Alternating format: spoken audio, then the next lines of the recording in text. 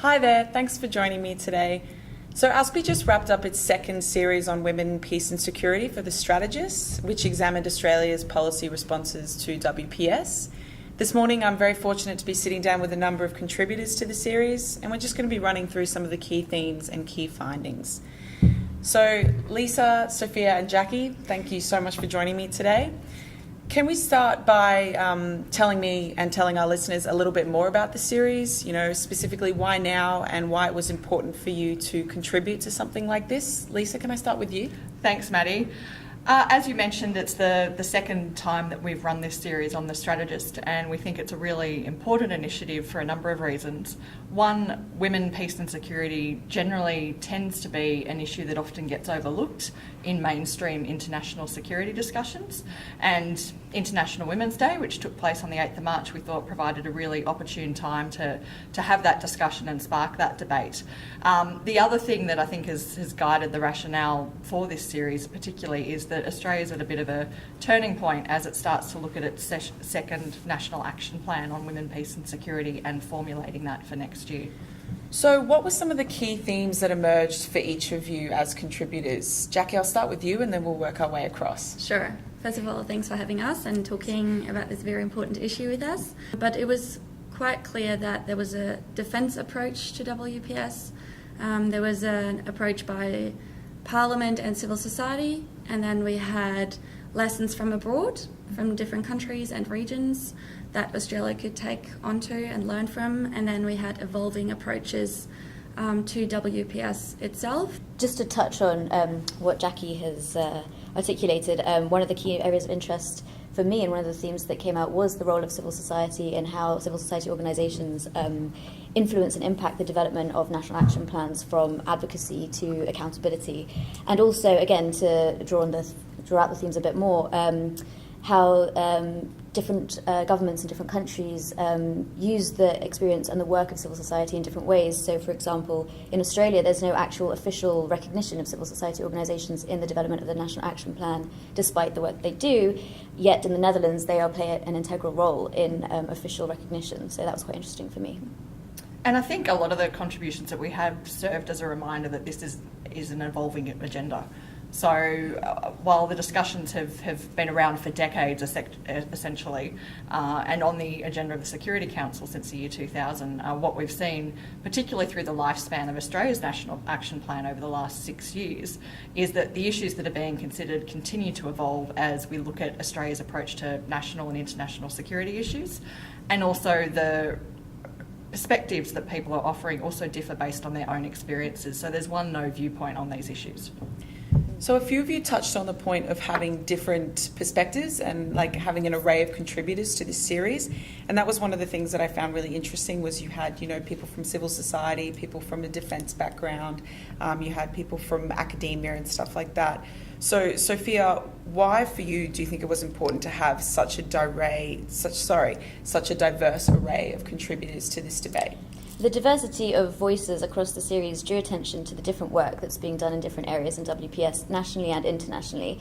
It also allowed us to identify challenges, mutual challenges internationally and nationally, what's being done well, and what we can learn from overseas as well. Perfect. So I'm going to throw this next question back out to everyone, starting with Lisa. Reading this series, one of the key points for me was the importance of good domestic WPS governance in terms of national security. So how would you describe the relationship between the two? So there's a couple of issues there. I might touch upon briefly the link, not so much in terms of domestic governance, but domestic security issues and national security issues in particular. And what we're finding is when we start to look at issues such as preventing violent extremism or counter-terrorism or even displacement, where those security concerns are not just relevant to the way that Australia projects itself externally in terms of what perhaps our defensive forces are doing abroad, but they're actually important in terms of the way that Australians, nationals, women within the country perceive their own issues of security as well. So what we're seeing is starting to really emerge in the agenda is that it's not just seen as an outward-facing national security issue, but domestic security concerns come into play increasingly, particularly as we see government apparatus starting to also look at what is happening within domestic security. So the establishment of Home Affairs, for instance, starts to, I think, really bring together some of these debates that have been happening at a domestic level and raises questions about what that means for Australia's approach to women, peace and security. I'm just going to touch on something that Lisa mentioned as well, which is how the domestic approach to WPS can integrate preventing violent extremism and countering violent extremism in a gendered way, which is so often overlooked. And that for me was quite interesting and quite important to touch upon, especially given the fact that traditionally CVE and PVE is seen as an extension of hard security and intelligence practices, which has meant it's been quite hard for an alignment between WPS and CVE. And so what some of the analysis of the series sort of discussed how these challenges can be overcome and what the barriers towards integration, towards dismantling those barriers to integration look like, which I think is an important thing to consider given the current security environment and the fact that, you know, preventing violent extremism is not just a male or female issue, it's a whole of society issue, and gendered approaches need to be applied across the board. So following on from something you briefly stated in your last answer, Jackie, are there certain countries we should be looking to and learning from? I wouldn't say certain countries. I would say in general, yes, we should look at other countries to learn from their WS experience and National Action Plan experience. There was a study in 2015 on the Security Council Resolution 1325 that encouraged countries to expand and exchange lessons learned to prevent making mistakes or doubling approaches that have failed in the past. So yes, definitely look at other countries, especially like-minded countries. So Lisa, you touched on this earlier, but I'm just interested in hearing a few more of your thoughts on what the main priorities should be for Australia in developing its next National Action Plan for 2019.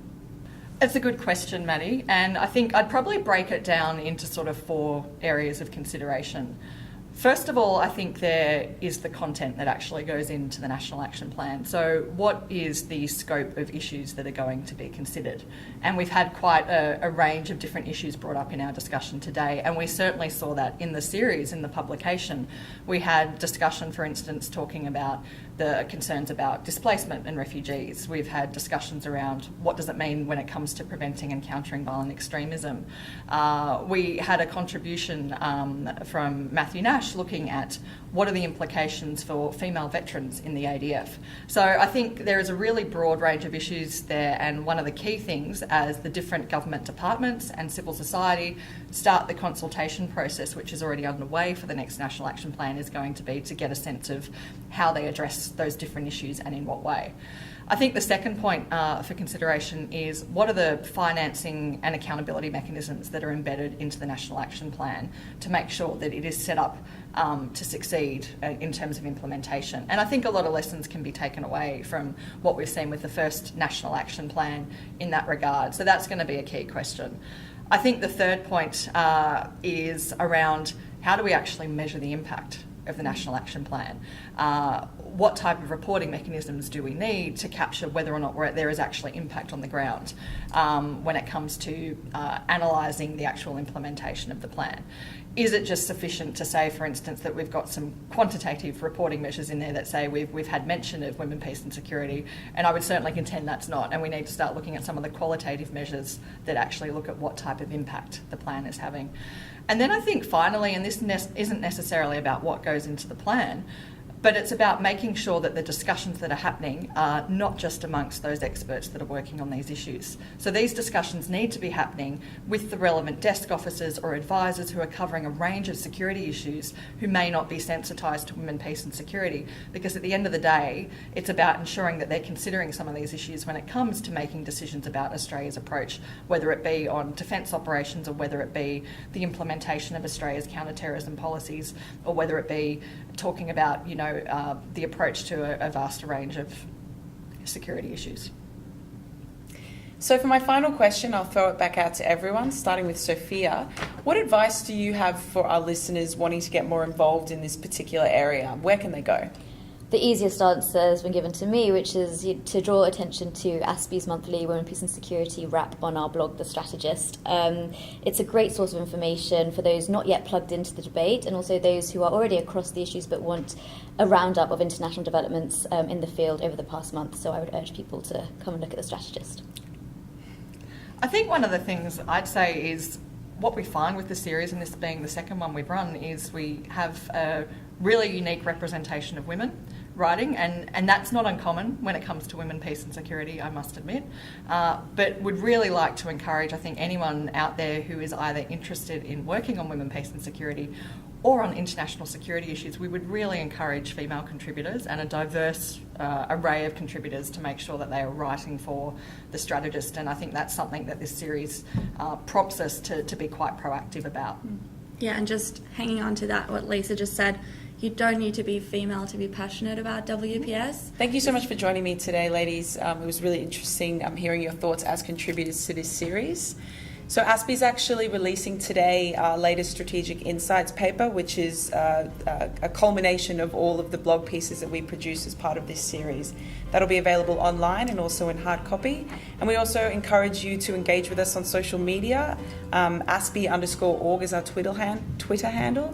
And we also have our dedicated Women Defence and Security Network Twitter, which is ASPI_WDSN. Thanks.